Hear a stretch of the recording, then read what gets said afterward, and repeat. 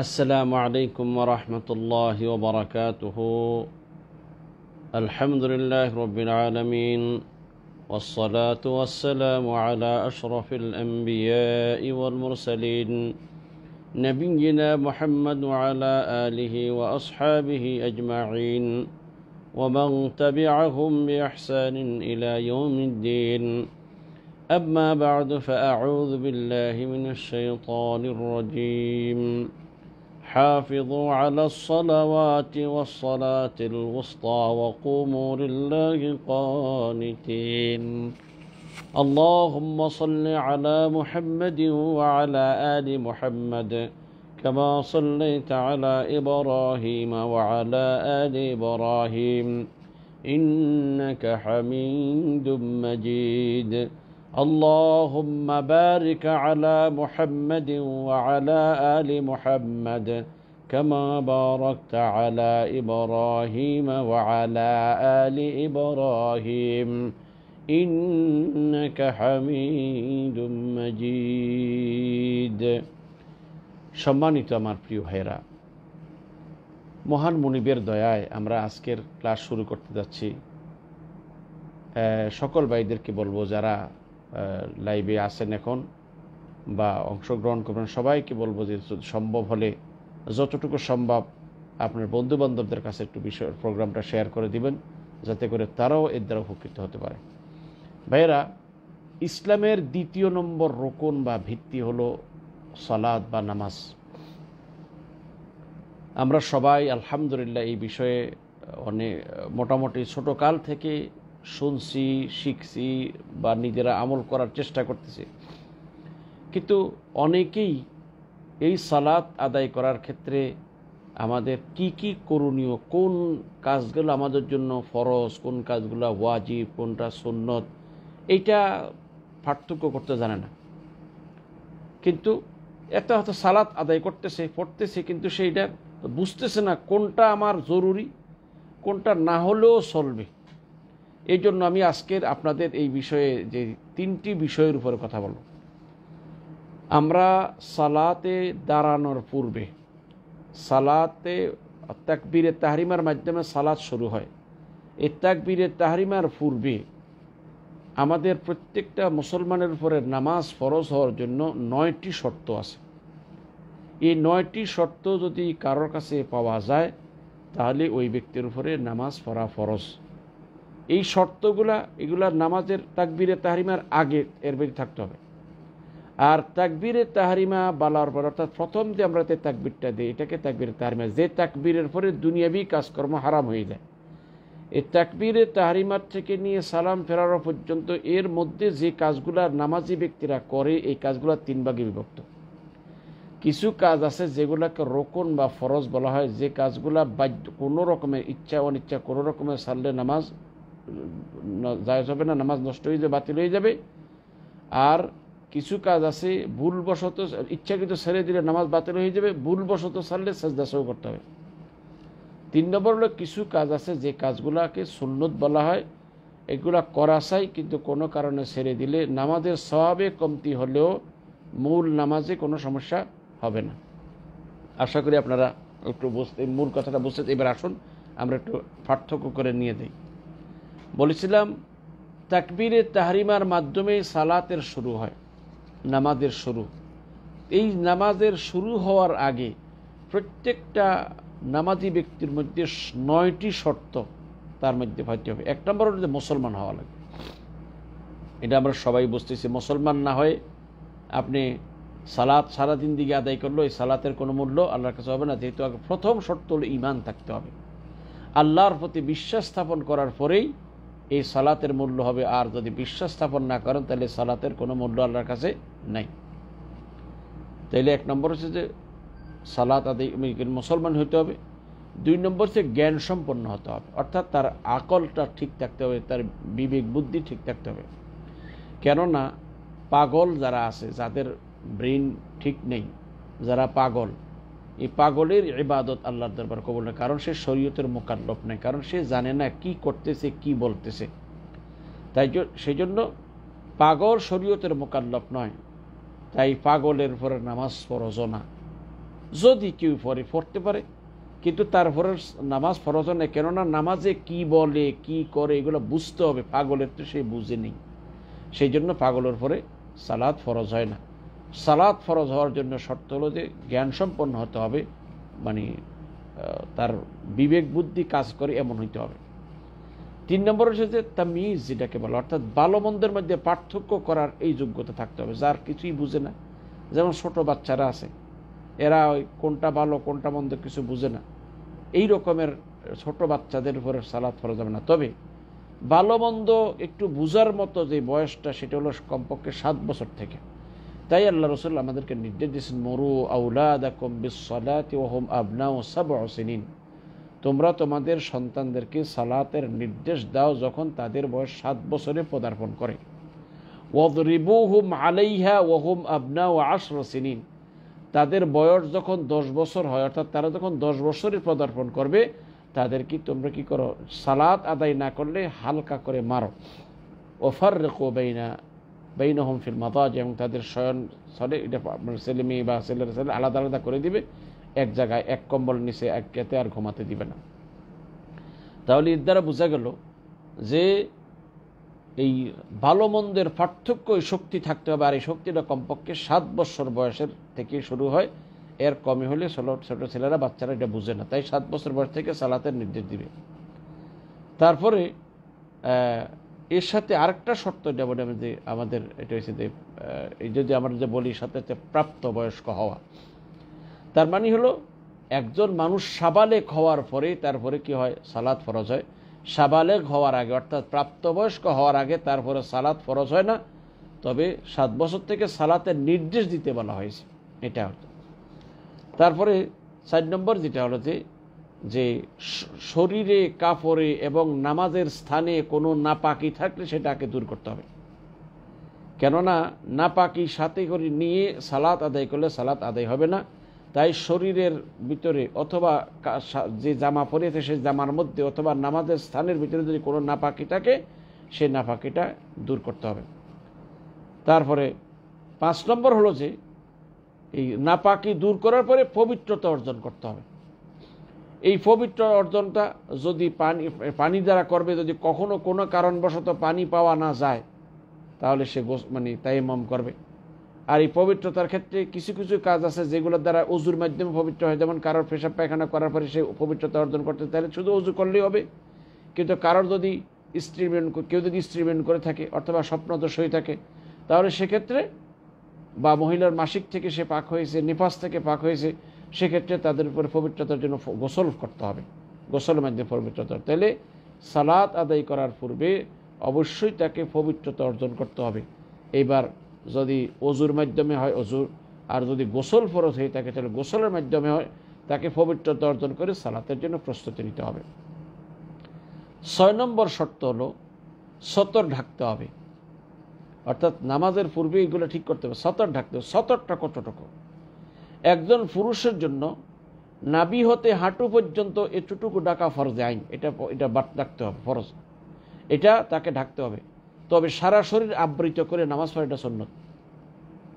কোনো ব্যক্তির কাছে যদি এই নাভি থেকে হাঁটু পর্যন্ত ঢাকার মতো কাপড় থাকে, আর সে যদি হাঁটুর উপরে কাপড় হাঁটু খোলা রেখে এইরকম, বা নাভির নিচে রেখে কাপড় পরে সালাত আদায় করে, তার সালাত বাতিল। কেননা নাভি হতে পুরুষদের জন্য নাভি হতে হাঁটু পর্যন্ত ঢেকে রাখাটা ফরজ, আর মহিলাদের জন্য সারা শরীর আবৃত করে রাখাটা ফরজ। তবে শুধু চেহারাটা, যদি কোনো বেগানা পুরুষ না থাকে, চেহারা খোলা থাকবে, হাতের কবজি থেকে যে অংশটা আছে এই অংশটা খোলা থাকতে পারে, আর বাকি অংশ সে একে ঢেকে সালাত আদায় করে। তাইলে সতরটা ঢাকা পুরুষ মহিলা সকলের উপরে ফরজ, শর্ত। সতর না ঢাকলে সালাত আদায় হবে না। পুরুষের সতর হলো নাভি হতে হাঁটু পর্যন্ত, হাঁটু সহ, আর মহিলাদের হলো যে সমগ্র শরীরকে আবৃত করে ঢেকে সালাত আদায় করতে হবে। তবে চেহারা এবং হাতের কবজি পর্যন্ত খোলা থাকতে হবে, চেহারা এবং হাতের কবজিটা খোলা থাকবে। তবে যদি পরপুরুষ থাকে, চেহারাটাও ঢেকে রাখবে, যদি সেখানে অন্য কোনো বেগানা পুরুষ থাকে। তাহলে এর দ্বারা বোঝা গেল যে সালাত আদায়ের জন্য সতর ঢাকাটা জরুরি। যদি সতর না ডাকে তাহলে কি হবে না, সালাত আদায় হবে না। এখন একটা বিষয় আমি সকল ভাইদেরকে বলবো, আপনারা যাদের আমাদের মা বোনেরা বাড়িতে আছে, অনেকেই এটা বুঝে না। যেমন শাড়ি কাপড় পরে অনেকে সালাত আদায় করে, শাড়ি পরার কারণে দেখেন এই পেট অথবা পিঠের অনেকটা অংশ বা এইভাবে যে হাত এসে দেখা যায় হাতটা খুলে যায়। অনেকে মেক্সি পরে সালাত আদায় করে, কিন্তু দেখা যাচ্ছে যে সাধারণত ওড়না ঢাকছে, যেমন ওড়না যে ওড়নাটা তার হাতের অংশ পুরো অংশটা ঢাকে না। সেই জন্য ভাইদেরকে বলবো, আপনারা আপনাদের মা বোনদেরকে সবাই সতর্ক রাখবেন, তাদের অবশ্যই সালাত আদায় করার পরে এমন একটা বড় কাপড় আপনারা দিবেন যাতে করে শরীরের সমস্ত অঙ্গগুলোকে আবৃত করে রাখে, যাতে করে কোনো কাপড় পরার কারণে বা অন্য ম্যাক্সি পরার কারণে যাতে করে এই শরীরের কোনো অঙ্গ যেন খুলে না যায়। যদি খুলে যায় নামাজ বাতিল হয়ে যাবে, এটা আমাদের মনে রাখতে হবে। 7 নং শর্ত হলো ওয়াক্ত দাখিল হওয়া। কেননা সালাতের ওয়াক্ত না হলে সালাত আদায় করলে সালাত জায়েজ হবে না। আল্লাহ সুবহানাহু ওয়া তাআলা কোরআনে কারীমে সূরা আন-নিসার 103 নং আয়াতে বলেছেন, ইন্নাস সালাতা কানাত আলাল মুমিনিনা কিতাবাম মাওকুতা, নিশ্চয়ই নামাজ এটার ওয়াক্তের সাথেই তারপরে ফরজ করা হয়েছে, অর্থাৎ নির্দিষ্ট একটা ওয়াক্তের সাথেই এটা ফরজ করা হয়েছে।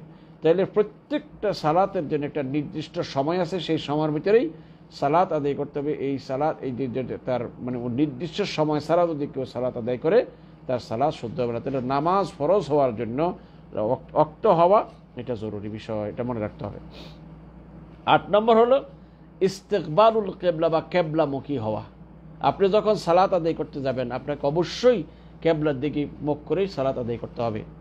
এবার কাবা ঘরের পশ্চিম দিকে থাকলে পূর্ব দিকে ফিরে সালাত আদায় করবেন, যদি পূর্ব দিকে থাকেন পশ্চিম দিকে ফিরে করবেন, উত্তর দিকে থাকে দক্ষিণ দিকে ফিরে, দক্ষিণ দিকে থাকে উত্তর দিকে, অর্থাৎ এই কাবাটা হলো মেইন। এই কাবা ঘরের যেই দিক দিয়ে থাকে সেই দিকে ফিরে সালাত আদায় করবেন।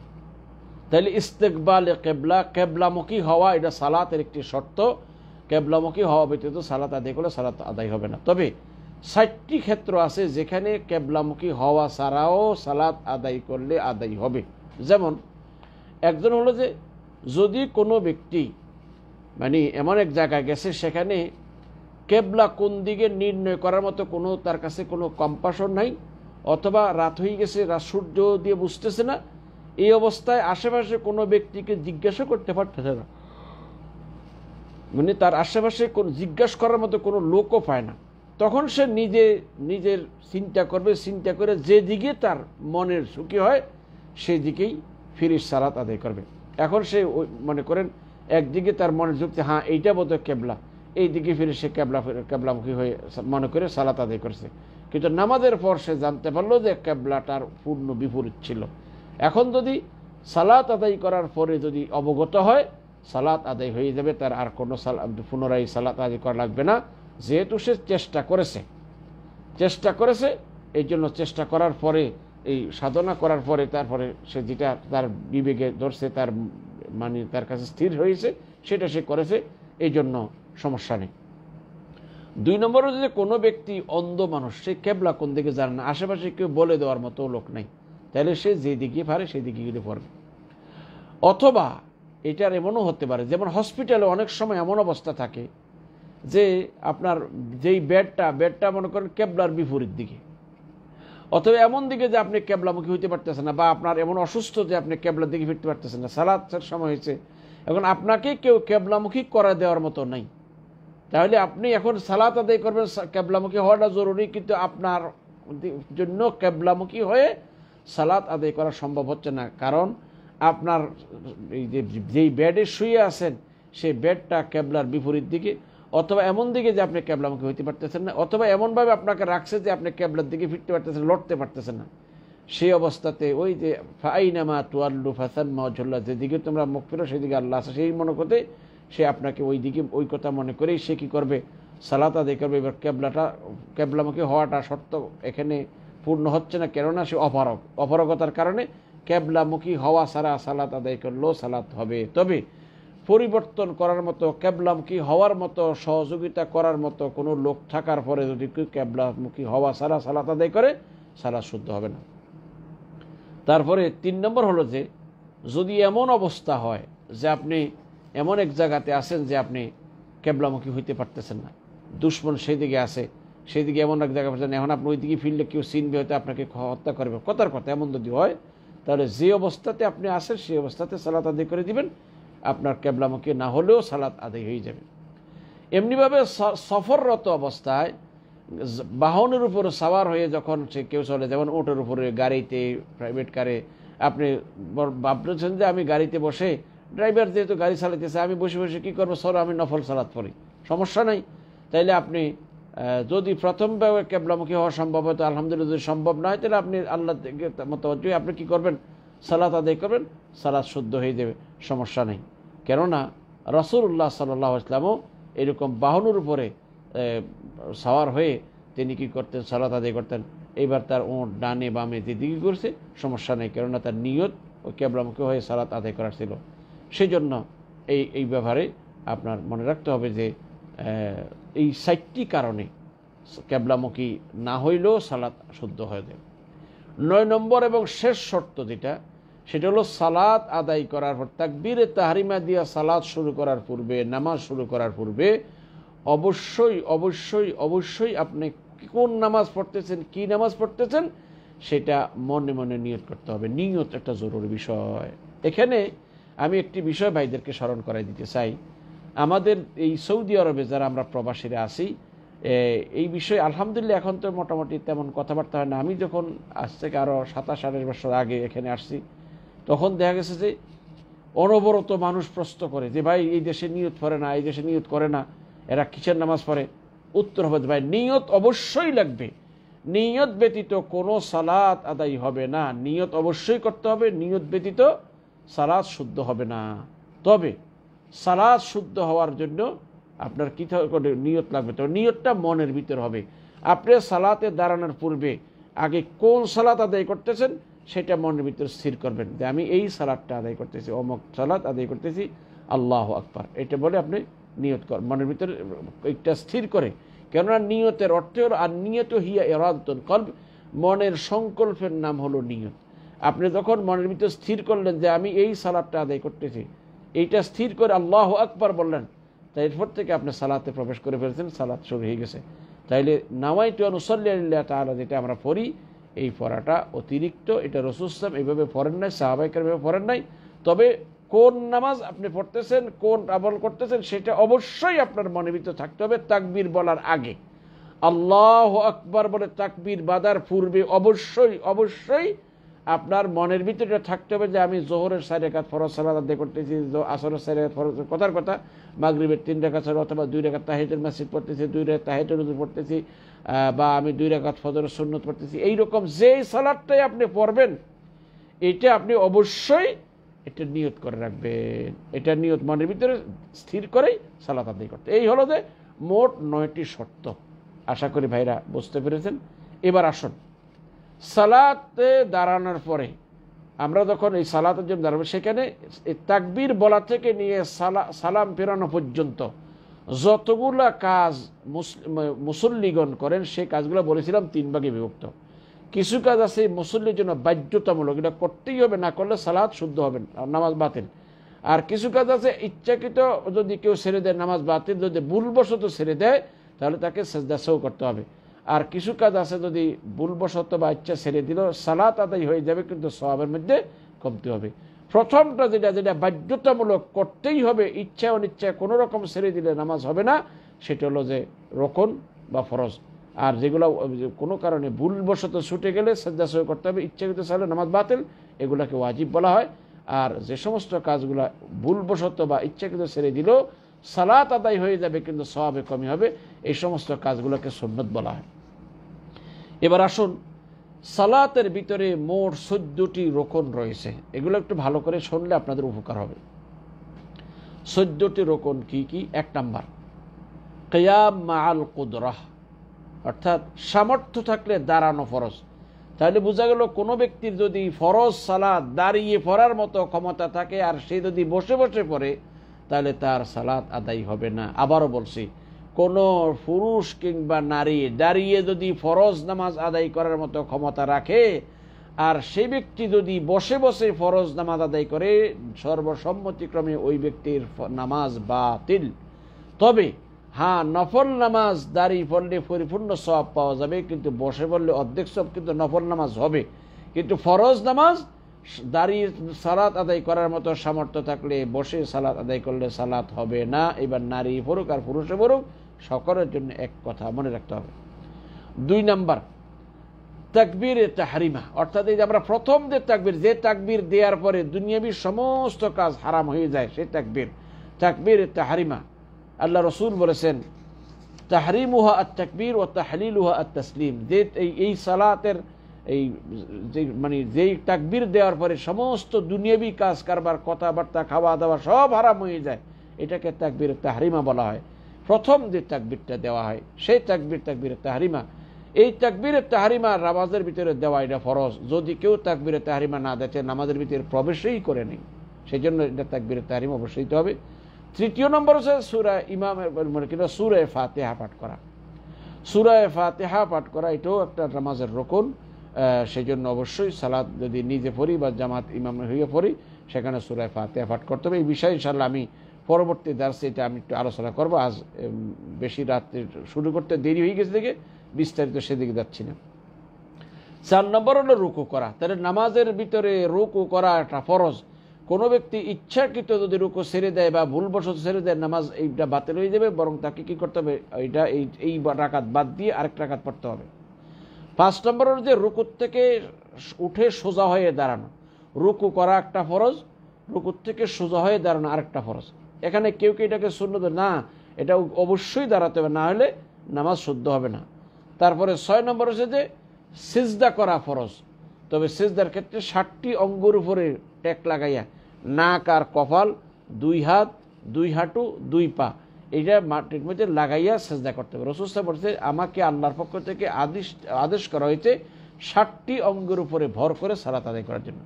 তাহলে এটা হলো 6 নম্বরে যে 7টি অঙ্গের উপর ভর করে সিজদা করা। 7 নম্বর হচ্ছে রুকুর থেকে সিজদার থেকে বরাবর উঠে বসা। এখানে আমাদের অনেক মুসল্লিরা ভুল করে, সিজদা দিয়ে সোজা একটু হয়তো 2-4 আঙ্গুল উঠাইয়ে আবার সিজদা দিয়ে ফেলে। এদের সর্বসম্মতি এদের সালাত বাতিল, কেননা এরা এই সালাত এই রুকু সিজদার থেকে উঠে সোজা হয়ে বসে নেই। আল্লাহ রসুল বলেছেন, সুম্মা রফা হাত্তা তাতমাইন্না জালিসান, তুমি সিজদা থেকে মাথা উঠাও, ইতমিনানের সাথে বসো, তারপরে দ্বিতীয় সিজদা করো। তাহলে সিজদা করা সালাতের ফরজ, এটা রকন। এখন সিজদা 7টি অঙ্গের উপর করতে হবে। এক সিজদা করে আবার সোজা হয়ে বসে দ্বিতীয় সিজদা করতে হবে। তারপরে 8 নম্বর হচ্ছে যে 2 সিজদার মধ্যখানে বসা।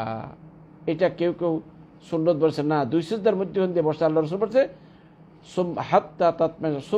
সুম্মা রফা হাত্তা তাতমাইন্না জালিসান, তুমি তারপর সিজদার থেকে মাথা উঠাও, যাতে ইতমিনানের সাথে বসো। তাহলে 2 সিজদার মধ্যখান দিয়ে বসা, এটাও রকম, এটা ফরজ, এটা অবশ্যই করতে হবে। যদি কেউ না বসেই সোজা হওয়ার আগেই সিজদা করে ফেলে, তাহলে তার নামাজ বাতিল। এর দলিল হলো হাদিসুল মাসিহ ফি সালাত বলে একটা প্রসিদ্ধ একটি বর্ণনা আছে, যে একজন ব্যক্তি রসুলের মসজিদে এইরকম খুব তাড়াহুড়া করে সালাত আদায় করে সে রসুলকে সালাম দিলেন। রসুল ইসলাম তার সালামের উত্তর দিয়ে বললেন, তুমি আবার নামাজ পড়ো, তুমি নামাজ পড়ো নাই। এভাবে সেই 3 বার পড়ার পরে রসুল বললেন, না তুমি নামাজ পড়ো না, আবারও পড়ো। সাহাবী বললেন, হে রসুল, আমি আপনার কসম করে বলি, আমি তো এর থেকে সুন্দর নামাজ জানি না, আপনি আমাকে শিক্ষা দিন। রসুল ইসলাম তখন তাকে শিক্ষা দিয়েছেন যে সেজদা যদি করো তাহলে একেবারে উঠে ইতমিনানের সাথে বসবে, তারপরে দ্বিতীয় সেজদা করবে। এভাবে রুকু যখন করে রুকু থেকে উঠে বরাবর সোজা হয়ে দাঁড়াবে, তারপরে সেজদায় যাবে। এইগুলো অবশ্যই মনে রাখতে হবে। 9 নম্বর হলো যে ধীর সুস্থে সালাত আদায় করা। অনেকেই আমরা 2 মিনিটের ভিতরে 4 রাকাত পড়ে ফেলি। ভাইরা, এটা সম্পূর্ণ অপরাধ। কেননা 2 মিনিটের ভিতরে যদি আপনি সালাত আদায় করেন, সালাত শুদ্ধ হবে না। আপনাকে অবশ্যই ধীর সুস্থে সালাত আদায় করেন। সালাত এটা কোনো এটা খেলতামশা নয়, এটা মাথাটা বোঝা নদে ফেলে দিলাম। আপনাকে অবশ্যই ধীর সুস্থে সালাত আদায় করতে হবে। 10 নম্বর হচ্ছে যে শেষ বৈঠক, অর্থাৎ 4 রাকাত বিশিষ্ট নামাজ হোক অথবা 2 রাকাত বিশিষ্ট নামাজের শেষ যে বৈঠকটা আছে, সেই বৈঠকটা এটা রকন, এটা বসতেই হবে। আর 11 নম্বর হলো এই যে শেষ বৈঠকে বসে আত্তাহিয়াত পাঠ করা। 12 নম্বর হচ্ছে আত্তাহিয়াতের পরে দুরূদ শরীফ পাঠ করা। তাইলে শেষ বৈঠকে বসা এটা একটা রকন, শেষ বৈঠকের মধ্যে বসে আত্তাহিয়াত পাঠ করা এটা একটা রকন। তবে 4 রাকাত বিশিষ্ট বা 3 রাকাত বিশিষ্ট নামাজের দ্বিতীয় রাকাতে বসাটা ওয়াজিব, দ্বিতীয় রাকাতে আত্তাহিয়াত পাঠ করা ওয়াজিব। কেউ যদি ভুলে পাঠ না করে তাহলে সেজদা সাহু দিলে হবে, ইচ্ছাকৃত পাঠ না করে নামাজ বাতিল হয়ে যাবে। কিন্তু শেষ বৈঠকে আত্তাহিয়াত পড়া এটা রকন, পড়তে হবে বাধ্যতামূলক। দুরূদ শরীফ পাঠ করো বাধ্যতামূলক। তারপরে 13 নম্বর হলো যে প্রত্যেকটি কাজ সিরিয়াল অনুযায়ী করতে হবে। আগে রুকু, তারপর রুকু থেকে সোজা হয়ে দাঁড়াবে, তারপরে সেজদা, তারপরে সেজদার থেকে উঠে স্থির হয়ে বসবে, তারপরে দ্বিতীয় সেজদা করবে। এইভাবে প্রত্যেকটি কাজ তারতিব অনুযায়ী করবে, সিরিয়াল অনুযায়ী করবে। শেষ বৈঠকে প্রথমে আত্তাহিয়াত পাঠ করবে, তারপর দুরূদ শরীফ পাঠ করবে, তারপরে ওই দোয়া মাসুরা পাঠ করবে। প্রত্যেকটা তারতিব অনুযায়ী করবে, এটা তারতিব যেন নষ্ট না হয়। তারপরে এরপরে প্রত্যেকটা মানে তারতিব অনুযায়ী করবে এবং সর্বশেষ যেটা হলো ডানে এবং বামে সালাম ফিরাবে। আসসালামু আলাইকুম রহমতুল্লাহ, আসসালামু আলাইকুম বলে কথা সালাম ফিরাবে। এই হলো যে টোটাল মানে 14টি হলো রোকন। আমি আবারও আপনাদের বলে দিচ্ছি স্মরণ করার জন্য। কিয়াম মা আল কুদরা, সামর্থ্য থাকলে দাঁড়ানো 1 নম্বর রোকন। 2 নম্বর তাকবীরে তাহরিমা বলা। 3 নম্বর সূরা ফাতিহা পাঠ করা। 4 নম্বর রুকু করা। 5 নম্বর রুকু থেকে সোজা হয়ে দাঁড়ানো। 6 নম্বর সেজদা করা। 7 নম্বর সেজদার থেকে উঠে সোজা হয়ে বসা। 8 নম্বর 2 সেজদার মধ্যখান দিয়ে বসা। 9 নম্বর দৃঢ় সুস্থে তমান্নাতে তাজিলে আরকানের সহিত এই সমস্ত কাজগুলো পালন করা। 10 নম্বরে শেষ বৈঠকের জন্য বসা। 11 নম্বর শেষ বৈঠকে আত্তাহিয়াত পাঠ করা। 12 নম্বর শেষ বৈঠকে আত্তাহিয়াতের পরে দুরূদ শরীফ পাঠ করা। 13 নম্বর প্রত্যেকটা কাজ তারতিব বা সিরিয়াল অনুযায়ী করা। 14 নম্বর ডানে বামে 2 দিকে সালাম ফিরানো। এই মোট 14টি হলো রোকন। এটা বাধ্যতামূলক। এর কোনো একটা যদি কেউ ছেড়ে দেয় তাহলে কি হবে? তার সালাত বাতিল হয়ে যাবে, মনে রাখতে হবে। এবার আসুন, ওয়াজিব হলো 8টি। তবে একটা কথা আপনাদের বলে দেই, কেউ আবার ভুল বুঝবেন না, বকাঝকা করবেন না ভাইরা। এই 8টি যে ওয়াজিব বলবে, এই ওয়াজিবগুলো কোনো আলেমগণ, বিজ্ঞ আলেমদের থেকে কেউ এই কাজগুলোকে সুন্নত বলেছেন। আমি যেই কাজগুলো এখন আপনাদের সামনে বর্ণনা করব, এইগুলোকে অধিকাংশ ওলামারা ওয়াজিব বলেছেন, কিন্তু আবার বিজ্ঞ আলেমদের কেউ এগুলোকে সুন্নতে মুআক্কাদা বলেছে, সুন্নত বলেছেন। যেমন 1 নম্বরের তাকবীরে তাহরিমা ব্যতীত যত তাকবীর আছে, রুকুতে যেতে আল্লাহু আকবার, রুকুতে করতে সামি আল্লাহু লিমান হামিদা, আবার সেজদা দিতে আল্লাহু আকবার, সেজদাতে করতে আল্লাহু আকবার, এই যে যত তাকবীর আছে, এই তাকবীরগুলা সবগুলা এগুলো হচ্ছে যে ওয়াজিব। তবে কেউ এগুলো সুন্নত বলেছেন। 2 নম্বর রুকুতে গিয়ে সুবহানা রাব্বিয়াল আযীম একবার পাঠ করা ওয়াজিব, আর 1-এর অধিক 3 বার পাঠ করা বা 3-এর অধিক পাঠ করা সুন্নত।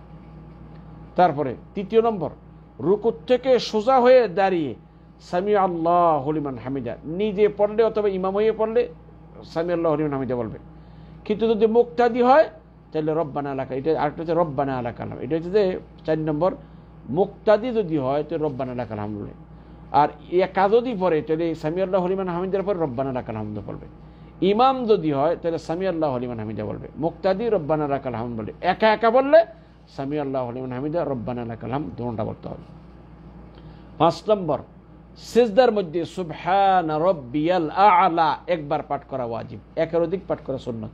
তবে কেউ একবার পাঠ করাটাও সুন্নাত বলেছে, কিন্তু অধিকাংশ আলেমদের মতে হাদিস অনুযায়ী যে সেটা মানে আল্লাহ রাসূল নির্দেশ দিয়েছেন, সেই জন্য এই সিজদার ভিতরে, রুকুর ভিতরে তাসবিহগুলো পাঠ করা ওয়াজিব। 7 নম্বর হলো যে 4 রাকাত বা 3 রাকাত বিশিষ্ট সালাতের 2 রাকাত পরে বসাটা ওয়াজিব এবং এর মধ্যে আত্তাহিয়াত পাঠ করা ওটা ওয়াজিব। 8 নম্বর যে মানে বসা একটা ওয়াজিব আর আত্তাহিয়াত পাঠ করা আরেকটা ওয়াজিব। এই মোট 8টি হলো সালাতের ভিতরে ওয়াজিব। আবারও বলছি, আপনারা একটু মনে রাখবেন। 1 নম্বর হচ্ছে তাকবীরে তাহরিমা ব্যতীত যত তাকবীর আছে, কেন তাকবীরে তাহরিমা ফরজ, বাকি তাকবীর আছে এগুলা ওয়াজিব। তবে আবারও বলে দেই, এই কথাগুলা কোনো আলেমগণ সুন্নতে মুআক্কাদা বলেছেন, তবে বিজ্ঞ বিষয় অধিকাংশ আলেমদের মতে ওয়াজিব। 2 নম্বর হচ্ছে রুকুতে সুবহানা রাব্বিল আযীম পাঠ করা, একবার পাঠ করা ওয়াজিব, 1-এর অধিক পাঠ করা সুন্নত। 3 নম্বর রুকুত থেকে উঠে একা যদি পড়ে সামি আল্লাহু লিমান হামিদা, রব্বানা লাকাল হামদ দুইটা বলা, আর যদি ইমাম হয় সামি আল্লাহু লিমান হামিদা বলবে, মুক্তাদি যদি হয় সামি রব্বানা লাকাল হামদ বলবে। আর তারপরে 5 নম্বর হলো যে সেজদার মধ্যে সুবহানা রব্বিয়াল আ'লা একবার পাঠ করা ওয়াজিব, একের অধিক পাঠ করা সুন্নত। তারপরে আরেকটা যেটা কি, 2 সেজদার মধ্যখান দিয়ে রব্বিগফিরলি এটা পাঠ করা, এটা ওয়াজিব, কারো মধ্যে সুন্নতে মুআক্কাদা। তাছাড়া আত্তাহিয়াতুর জন্য বসা 2 রাকাত, মানে 4 রাকাত বিশিষ্ট নামাজের 2 রাকাত পরে অথবা 3 রাকাত বিশিষ্ট নামাজের দ্বিতীয় রাকাতে এই আত্তাহিয়াতুর জন্য বসা একটা ওয়াজিব, এবং সেখানে বসে আত্তাহিয়াতু পাঠ করা আরেকটা ওয়াজিব। এই টোটালি 8টি ওয়াজিব। তাহলে আমরা জানলাম নামাজের সালাতে দাঁড়ানোর পূর্বে 9টি শর্ত, আর সালাতের ভিতরে তাকবীরে তাহরিমের মাধ্যমে সালাতের শুরু হয়, সালামের মাধ্যমে শেষ হয়। এই সালাতের শুরু থেকে শেষ পর্যন্ত প্রত্যেক মুসল্লির জন্য 14টি কাজ, রোকন বা এটা পিলার বা ফরজ বাধ্যতামূলক, এগুলো করতে পারলে সরে গেলে নামাজ বাতিল। আর 8টি কাজ আছে যে কাজগুলোকে ওয়াজিব বলা হয়। কোনো ব্যক্তি যদি ইচ্ছাকৃত ছেড়ে দেয় নামাজ বাতিল, ভুলবশত ছেড়ে দিলে নামাজ বাতিল হবে না, সাজদা সহু করতে হবে, এটা মনে রাখতে হবে। এই কয়েকটি কথা আপনাদেরকে বললাম। আগামী রোববারে নামাজের ভিতরে যে সুন্নত যে কাজগুলো আছে, যে কাজগুলো করার দ্বারা অধিক সওয়াবের অধিকারী হব, সেই নামাজের ভিতরের সুন্নতগুলো সম্পর্কে আলোচনা করব। আজ এখানেই আমি এই পর্বটা শেষ করতে যাচ্ছি। এখন যদি আপনাদের কারো কোনো প্রশ্ন করার থাকে, প্রশ্ন করতে পারেন। আমার একজন ভাই আনিসুর রহমান মানিক ভাই প্রশ্ন করেছেন যে সূর্য উদয় থেকে আরম্ভ করে সূর্য অস্ত পর্যন্ত যে কোন সময় নফল নামাজ পড়া যায় কি, কোনো সময় যায় কি না, এটা তো জানতে চেয়েছেন সম্ভবত। উত্তর হলো যে প্রত্যেক ভাইদের মনে রাখতে হবে যে 3টে ওয়াক্তে নামাজ পড়া নিষেধ। যেমন সূর্য উদিত হওয়ার সময়, সূর্য বরাবর ঠিক হওয়ার সময়, সূর্য অস্ত যাওয়ার সময়, এই সময়ের ভিতরে নফল নামাজ পড়া নিষেধ। তবে সূর্য লাল হয়ে যাওয়ার পরে বা সূর্য উদিত হওয়ার সময় এমন যদি হয় যে কোনো ব্যক্তি ঘুম থেকে উঠে তাড়াতাড়ি দিয়ে ফজরের সালাত দাঁড়ায় গেছে, 1 রাকাত হয়তো সূর্য উদিত হওয়ার আগে পেয়েছে, 1 রাকাত সূর্য উদিত হওয়ার পরে উঠছে, এটা অপারগতার কারণ, এটা জায়েজ হবে। কিন্তু এমনি যদি কোনো থাকে তাহলে সমস্ত সময় নফল সালাত আদায় করবে না। এক। দ্বিতীয় নম্বর হচ্ছে ফজরের ফরজ নামাজ আদায় করার পরে সূর্য উদিত হওয়া পর্যন্ত এই সময় ফজরের ছুটে দেওয়া, যদি ফজরের পূর্বে 2 রাকাত সুন্নত পড়তে না পারে, সেই 2 রাকাত সুন্নত ব্যতীত অন্য কোনো নফল নামাজ পড়বে না। এমনিভাবে আসরের নামাজের পরে, আসরের ফরজ নামাজ পড়ার পরে সূর্য অস্ত যাওয়া পর্যন্ত এই সময়ের ভিতরে কোনো নফল নামাজ পড়বে না। তবে এই নিষিদ্ধ সময়ে ফজরের ফরজ পড়ার পরে সূর্য উদিতর আগে, আসরের ফরজ পড়ার পরে সূর্য উস্ত দেওয়ার আগে, এই সময়ের ভিতরে কিছু নামাজ আছে যেগুলো যাওয়াতুল আসবাব বলে, কারণ বশতের নামাজ। যেমন কোনো ব্যক্তি যদি আসরের সালাত আদায় করে তাওয়াফ শেষ করে থাকে, তাহলে তার জন্য 2 রাকাত তাওয়াফের নামাজ পড়া জায়েজ আছে। এমনিভাবে ফজরের ফরজ সালাত আদায় করার পরে কোনো ব্যক্তি যদি নাকি এটা মনে করে যে আমি এখন সে তাওয়াফ শেষ করলো, 2 রাকাত সালাত আদায় করবে, তাই তার আদায় করতে পারবে।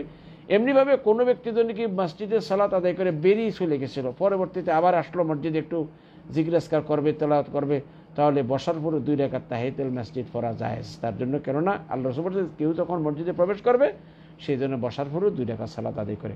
তবে কেউ যদি আসরের সালাত আদায় করে বা ফজরের সালাত আদায় করে মসজিদে বসে থাকে, সূর্য উদিত হওয়া পর্যন্ত তার জন্য 1 রাকাত নামাজ পড়াও জায়েজ হবে না। এই কথাগুলো মনে রাখবেন। আল্লাহ আমাদের বুঝার তৌফিক দান করো। আর কোনো ভাইয়ের কোনো প্রশ্ন আছে ভাই থাকলে একটু বলেন। কোনো ভাইয়ের যদি কোনো প্রশ্ন থাকে দয়া করে করুন।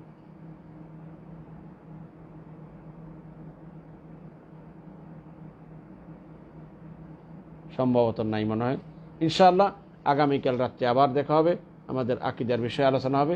সকলের প্রতি দাওয়াত রইল 10টা ইনশাআল্লাহ, কাল রাত্রে, কাল সোমবার সকল ভাইদেরকে বলবো সোমবার, মঙ্গলবার, শনিবার ঈশার সালাতের পরে আমরা এই লাইভ করবো, অর্থাৎ 7:30টার দিকেই আমরা লাইভ শুরু করব ইনশাআল্লাহ।